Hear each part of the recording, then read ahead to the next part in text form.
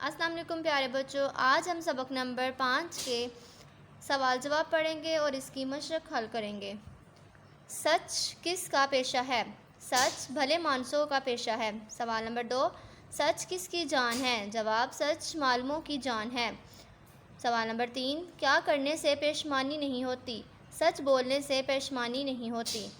اپنا منہ کون کالا کرتا ہے؟ جھوٹ بولنے والا اپنا منہ کالا کرتا ہے۔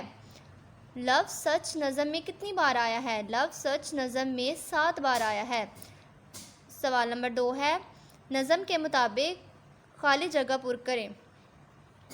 سچ کہو گے تو ہمیشہ رہو گے ڈیش شاد، سچ سے رہتا ہے دل کو ڈیش اطمینان، سچ میں ڈیش ہے اور آسانی راحت ہے برا ڈیش بولنے والا۔